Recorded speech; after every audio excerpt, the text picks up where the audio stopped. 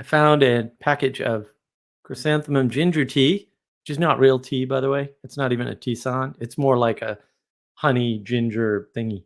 Very good. And then, of course, I've got some bear claw tea from Table Rock Tea Company and right here in South Carolina. And yeah, that's all I have, I'm afraid. It brings us to the topic of fear.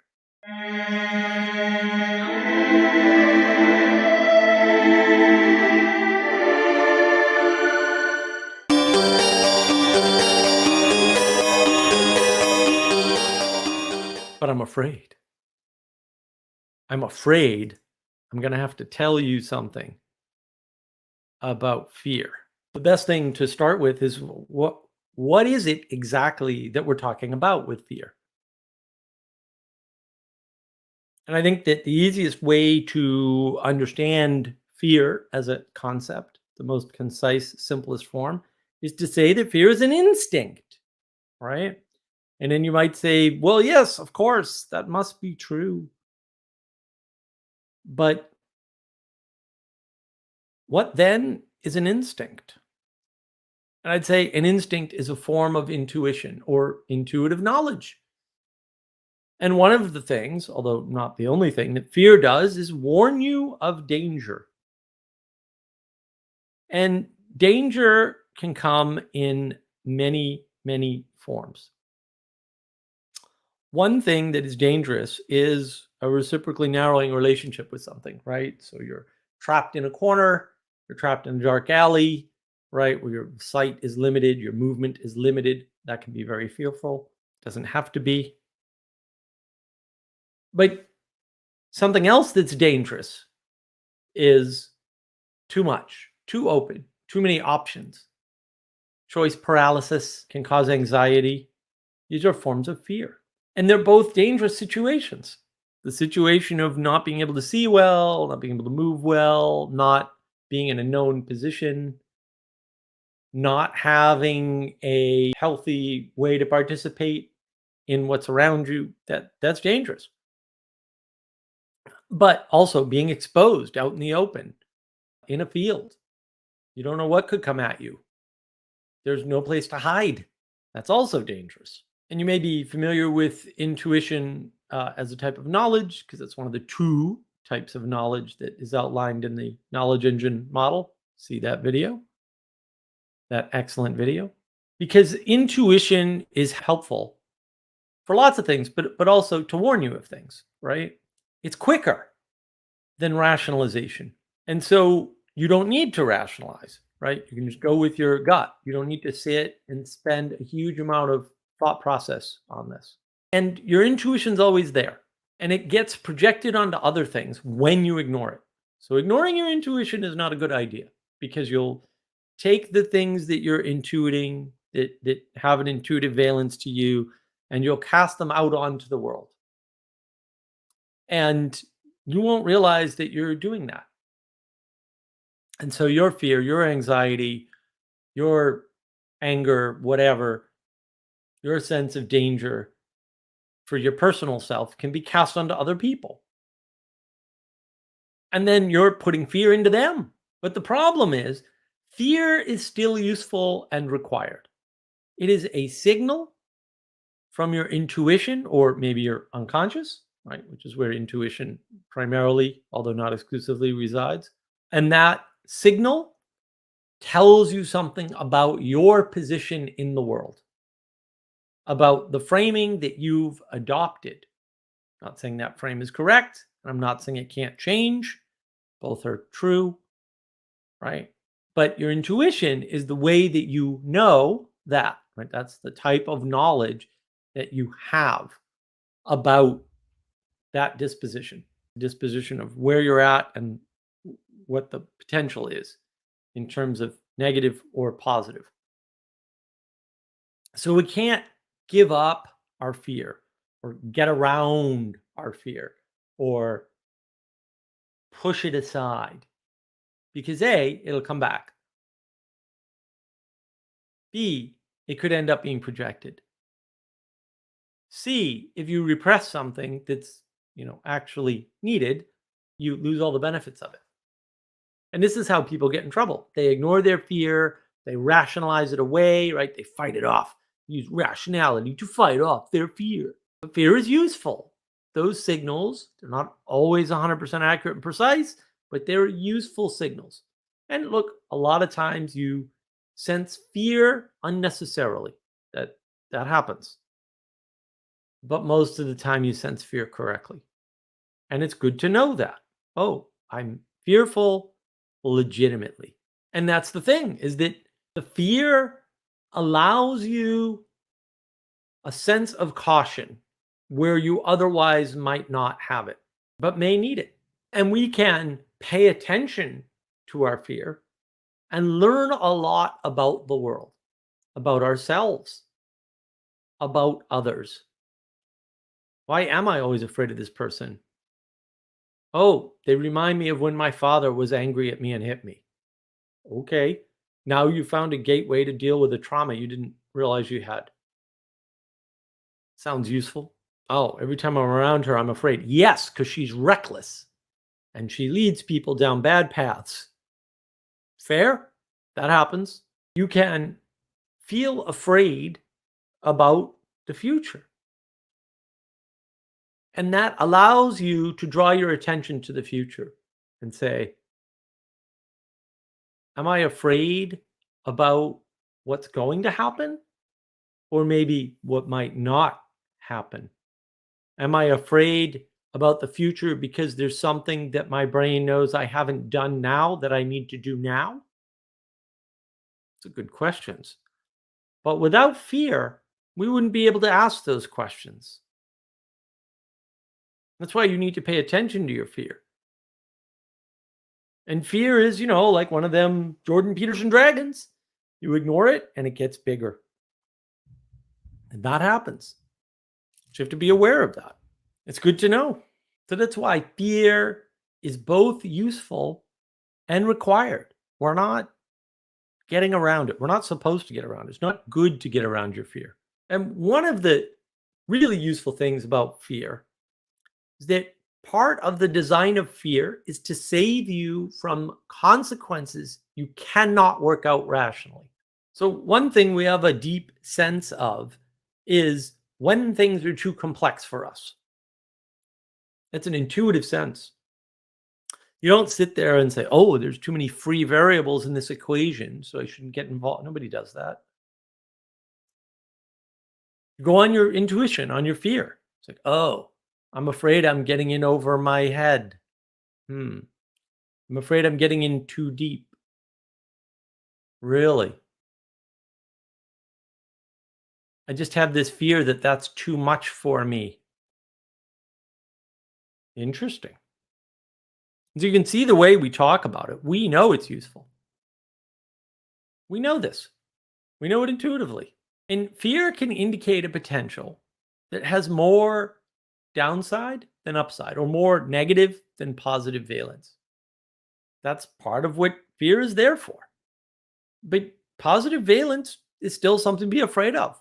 I mean, look, there's plenty of pictures about or stories about people looking things bigger than them in their wholeness and not being able to handle it, whether it's an angel, face of God, voice of God. Like, these things are scary to people and they invoke fear. Why? Because they're not living up to their potential, not because they've done something wrong or bad. And you should be afraid of not living up to your potential. You should fear understanding something like the economy. My goodness, if you could actually understand something like that, maybe there are a few people that could, but if you're going to use your materialist frame, you're not going to understand the economy at all. I have a video about economy. It's quite good. Most of the economy is unmeasurable through quantity. Imagine if you could understand that portion. Generosity and the sacrifice of other people would probably put you in tears. And I've seen it put people in tears when people are strangers are generous to them. Well, maybe they're afraid of not having lived up to this standard from which they are now benefiting. So sometimes the positive potential is too overwhelming. Sometimes it's not even about standards. It's just like, wow, I didn't know there's this much goodness in the world, or this much love in the world, or this much empathy for my position, not for my person, by the way. Proper use of empathy. And perhaps sometimes it reminds us of a failure, a past failure, and how we could have been here where we're at sooner. That's that can give us fear. Oh, this whole time I didn't have to have less confidence. I didn't have to suffer through what I was suffering through. I didn't have to go through that struggle. That can be overwhelming and make you afraid for what you were in the past. But could we have? I mean, we often fool ourselves, right? And we need to watch out for that. Sometimes we're afraid of becoming something better because that means we could have become it sooner. But in fact, that's not what it means at all. Oftentimes, we could only become the thing that we are by going through the things that we went through. And that sucks because, man, we went through some bad stuff and it was a struggle to transcend that bad stuff. And at the time, maybe we were fearful of that journey. I mean, there's reasons to be fearful of any journey, maybe of every journey. There's always potential, the potential for ruin and the potential for wild success that you cannot imagine. The problem is that intuition doesn't save us from self deception, just like rationality doesn't save us from self deception. You've got these biases and they affect our rationality. Yeah, well, you get these bad intuitions, right? I mean, we often intuit that we're not capable of something that we're perfectly capable of. That happens. But one thing I want you to consider about fear is that fear can often be caused when you're conscious, we'll call it the rational mind, is in conflict with your unconscious or your intuitive mind. That's worth considering. What does that even mean? Yeah, well, that's a good question all by itself. But of course, I have a video on that, on the unconscious, and a live stream, a previous live stream. So check both those out. I think that's part of the problem is that we have a deep fear when we're not at one with ourselves. Remember the three frames, which I also have a video on. You with yourself, you with others, you with nature, you with yourself. You need to be at peace with your unconscious and your conscious selves. They need to be in alignment. Otherwise, you will be anxious, driven by fear. You will be fearful of all kinds of random things, or you will project that fear out into the world. We're constantly getting signals into our unconscious, and we're constantly trying to bring them into consciousness. But what we are conscious of matters. If you are constantly conscious of the fact that the climate is changing and always has been, by the way, that sort of predates us, near as we can tell, then you're putting too much signal on that. And consciously, oh, I have to do more for the climate, and everybody else has to do more for the climate, and the climate's still changing. So I'm insufficient somehow. And your unconscious knows that you can't do anything about the climate. You're a tiny muppet. And now you're fearful. And that fear doesn't project as you being afraid. It projects as you being angry at others because they're not doing enough to help your fear. Where do you think these crazy climate activists come from? A place of fear. Where do you think Extinction Rebellion comes from? Where do you think we've got to eat bugs and get rid of the cows, worship them all to Gaia come from? Comes from fear. When you have a bad materialist frame and your subconscious mind or unconscious mind sees the end of that, and it does way before you can rationalize it. What do you think it does? It creates fear, especially if you're ignoring it because you're rationalizing why the climate is changing and why we can fix it, even though we're such a tiny part of it. It's not worth thinking about. And I'm not saying, we can do whatever we want with the climate, but you have to know your position in that. And you have to know your limitations in that position. Otherwise, everybody else is responsible for your fear, but that's not going to fix it. That's only ever going to make it worse. Don't make your fear worse. You can feed your fear. I'm just not recommending it. And it's worth thinking when else we feel fear. I think intuitively, a lot of times we know that we're not standing on anything solid, that we've made a statement or we have adopt a set of axioms that we cannot justify. And maybe the only reason we can't justify them is because of our own lack of confidence. That's possible. Or maybe we can't justify them because they're bullshit. Or maybe we can't justify them because we won't accept that we've just accepted them on authority and they're not ours. And that's okay. It's okay to not understand everything you understand from first principles because you probably can't do that anyway. So that's okay. As I used to say to people, calm down, Skippy. You're not going to understand almost anything ever from first principles, but you don't need to. It's okay. You're people that came before you, that lived before you, sacrificed and left you a legacy of knowledge and understanding so that you didn't have to do that work over again. You should accept that gift graciously and with gratitude. It's an important gift to have. And intuitively, if we know we're not standing on anything solid, or if we place our own history into question, it's going to create fear. That happens to people all the time. And Jordan Peterson talks about that. You've got the envelope. It's a response to your application to college. What does that represent? It's a good question. And that fear breaks one of two ways, right? It either breaks in great relief and or joy, or it breaks in more fear, more depression, more inadequacy. You can't stay fearful forever. Being fearful means being overly attuned to the environment around you. And sometimes that's the right answer. But you can't stay that way and then get depressed. Now you're not responding to the signals around you appropriately. And that includes the joyful ones. Sounds like depression to me. And when else do we know fear? We know fear when we intuit the unknown. And I talked about this earlier. The unknown can be good or bad, but it's uncertain. And it's that uncertainty, that unknownness that can cause fear. It doesn't have to, and sometimes it should. It's an important signal. Pay attention. You're going into an unknown area. Yeah, not a bad idea.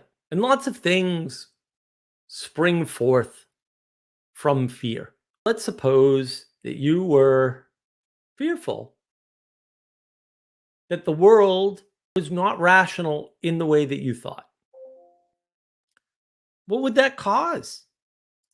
What sorts of problems might you have to anticipate from that? How do you make sense of a world that you are convinced is rational and yet your rationale, your way of rationalizing it, is failing? And that affects our intuition. And what does that do? That breeds conspiracy. Look, I got a bunch of videos on conspiracy.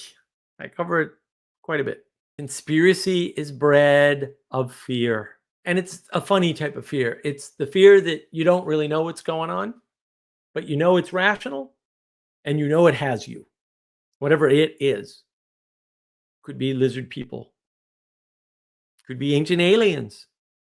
They built the pyramids and left us this legacy and we don't know what to do with it. Oh, really? That's one way to look at it, I guess, because that kind of happened. We have a legacy we've been left and we don't know what to do with it. Weird. It's almost as if ancient forces that were much smarter than we are today built a bunch of stuff and it's just sitting there unused and we don't even know how to use it anymore. That's what the ancient aliens represent. And I would say that's accurate. except they weren't aliens. That's what breeds our conspiracy, our intuition that we have something handed down to us that we fail to comprehend and utilize responsibly and properly. We don't have a right relationship with our past. That will breed conspiracy out of the fear that comes from the intuitive understanding that we screwed up. Maybe not us personally, but maybe us personally too. Else, why are we afraid? And look, the collapse of our institutions, which is a very real thing. Institutions like marriage, the education system, some would argue most of our government. This all causes fear, but in the background. And I've talked about this before. It causes a deep sense of anxiety. And I don't just mean that I've talked about this before in this stream, because of course I have a video on that. You should watch it. It's great. And there are other things that bring us to this fear, to this signal. And again, this signal is important. It's just not a clear, like, oh, go do this. It's not a voice. It's going to say, you are afraid because you are in the unknown. No, it is a signal that you can tune into and pay attention to. And one of the things that people do not understand is that having a standard of perfection and having an incorrect relationship with that can give you fear, because ultimately, intuitively, we know we're not perfect. It's almost as if we're imperfect or fallen somehow from our perfect state. And we know this intuitively in our bones, as it were. In our essence, in our being, it wells up from within us. This deep lack of confidence with respect to the perfection that we expect in ourselves and of the world. Did you know that's what you were doing? Because a lot of people are doing that. They're expecting perfection of themselves and of the world, sometimes just of one or the other. And what do you do when you expect yourself to be perfect? You expect you to remember everything that you need to remember, and then you don't. What happens? Well, we get afraid that we don't know ourselves, because you probably don't know yourself. That'll cause some anxiety. That'll cause some fear. We feel the imperfection that we participate in daily, all the time. We feel it. No wonder you are afraid. You know you're imperfect. You know that you're a Muppet. I'm a Muppet. We're all Muppets. We know this. Our intuitive mind understands this. There's no question about it. There's no curiosity or wonder. We experience it in our daily interactions with everything. 3 frames. You with yourself, you with nature, you with others. None of it is perfect. And worse yet, you're not perfect. And maybe you should be afraid. And what else makes us afraid? Instability. Instability makes us afraid. Why? Because we don't know what's coming next. We thought we had a position where we knew it was coming next, and now that position is gone. That now we're unstable. But this also allows you to grow. When you don't know what's coming next, you can grow. And when you do, you actually can't. You're stuck. That'll make you depressed. But how much fear should we have in that case? That's the real rub. And I'm not here to give you answers. I'm here to point you to the right questions, to get you thinking about the right things that will lead you to a better way of interacting and participating in the world. You don't have to be afraid needlessly. You can take control over the signal of fear and turn it into what it needs to do for you, what you need to do to respond to it. Because that's what's important. Everything else, not so important. So What helps us with our fear? What helps us to interact with it, to combat our fear? Structure, of course. Whether it's seeing the structure of the past that gave us the things that we have, for which we should be deeply grateful. I'm sure you're not grateful enough. I'm not.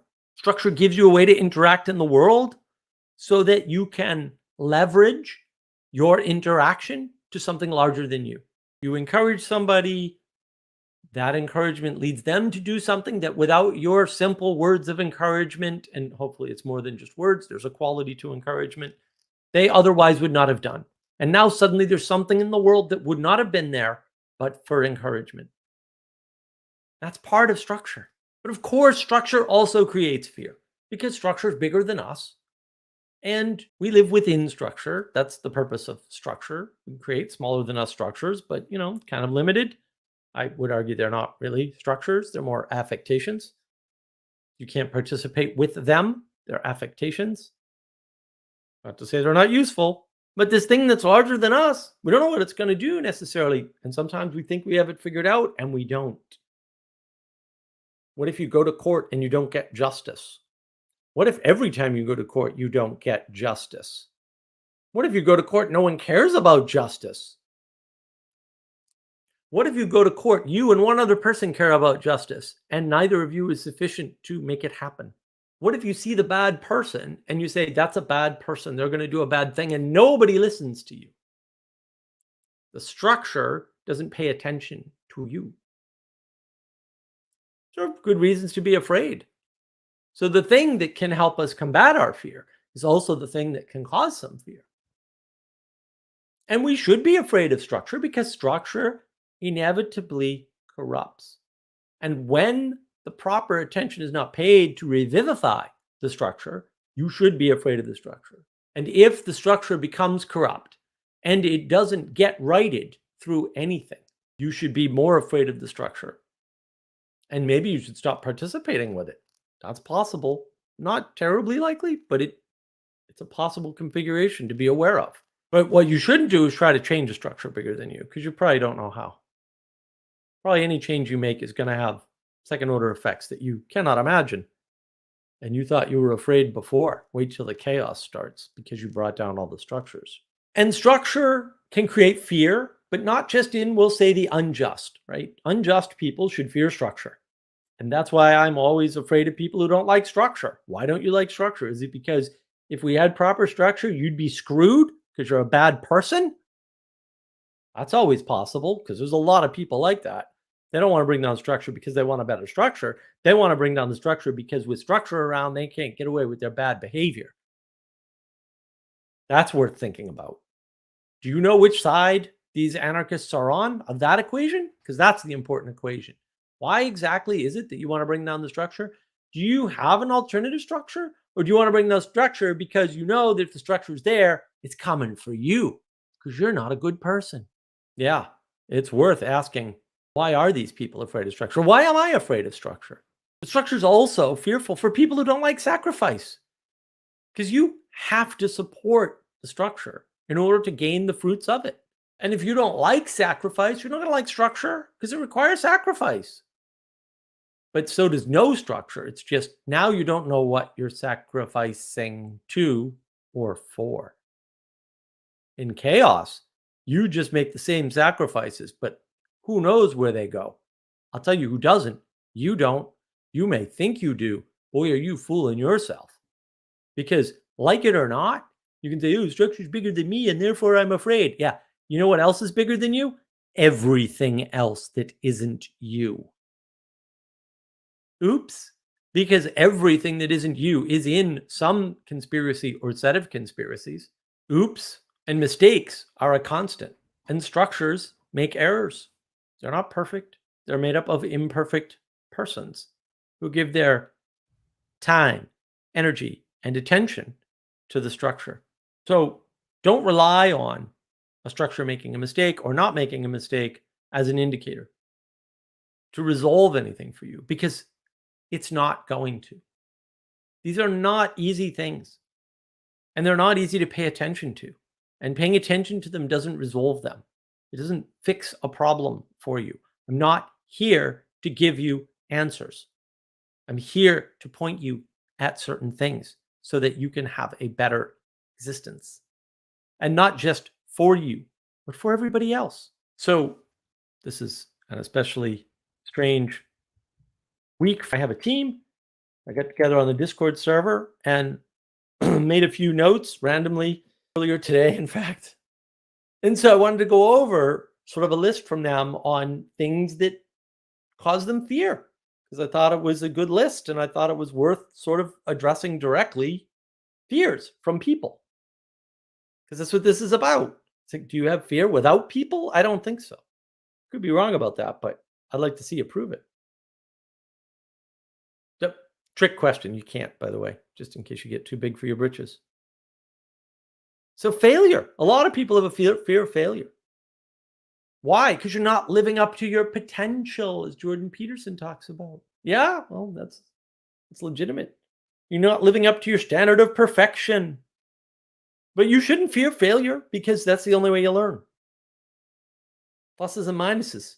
Failure teaches you things. If you're open to it, if you have the humility, you can learn things from your failures. Otherwise, you can't. They'll just hurt you.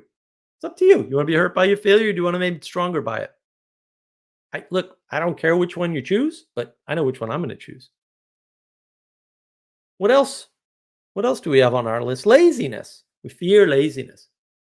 Why? Probably because we were chastised for being lazy, or probably because it means, again, we're not living up to potential. We're not engaging in things that we know we should.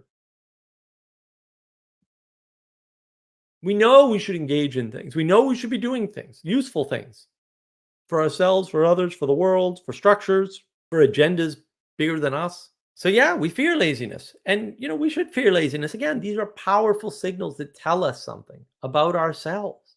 A major fear of not doing what I'm supposed to do and then being found out at not having done it. Well, yeah, being found out for your imperfections should give you fear. And again, that's not just potential, but also failure to live up to actual.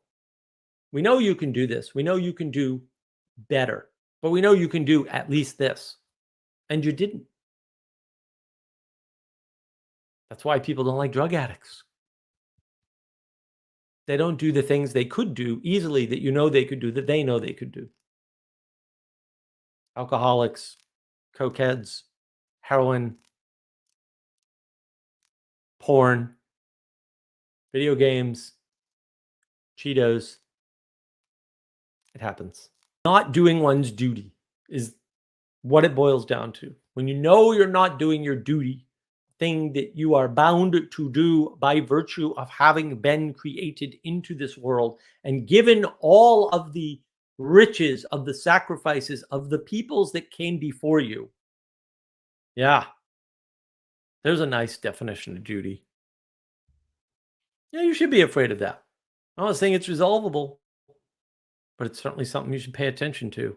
Fear of missing out, which, I think is a made up fantasy issue. You don't know what missing out means. It's a pure projection. You don't miss things that you miss. It doesn't make any sense. No, I didn't go to the water park. Okay. What if you don't even like getting wet? What if it's cold? Like, are you sure going to the water park's the best answer? I'm not. What are you missing out on? If you miss something, it's gone. Do you know how many things you're missing right now by sitting here listening to me? You're missing all kinds of things. Why are you afraid? Why are you afraid? Are you afraid of those things? No, no, no. That's a fear that is projected outward from some other real place. And of course, the famous fear of death. Death is coming for you. It's a giant spider. It will eat you.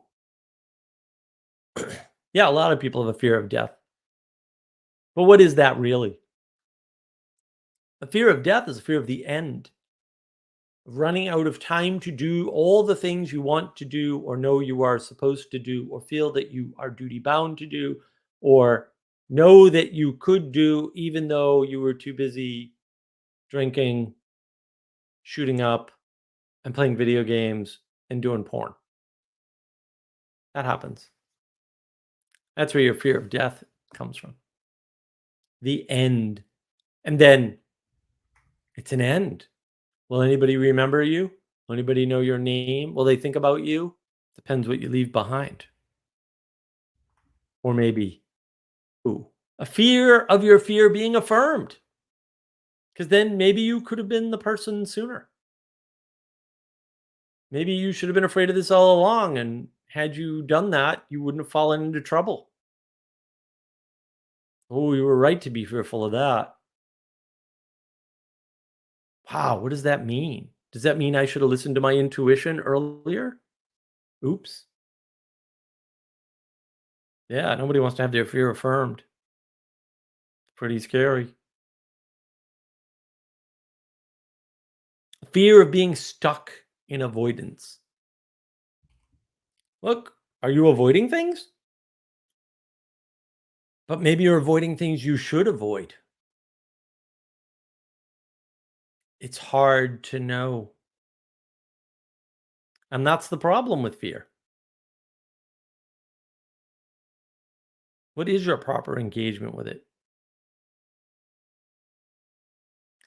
The fear of expectation. It's a projection. Often you don't know what other people's expectations are until after you've not met them. So if you're anticipating their expectation, that's on you. Not to say you shouldn't anticipate a standard, but you have to negotiate that with the other person. You can't just use their standard and therefore they don't know what you're capable of. Sometimes they know better than you what you're capable of, but that takes a lot of soul searching to figure out after the fact. And it's always after the fact, which is why your fear of expectation is a projection into the future of a fear that you had pre existing. And sometimes it's legit. You know, you're not living up to what you can do. You know, you're not living up to getting better. We always have a fear of being looked at, not for how we want to present ourselves, but for how people perceive us. And what are you going to do about that? Exactly. If people think you're not authentic, if you use your language funny, if your expression isn't what you intend, yeah, there's a lot to be afraid of there. But those are mostly expectations. And we expect more of ourselves sometimes than we are capable of. And we're very much living in the age of gnosis, where knowledge is the primary big thing.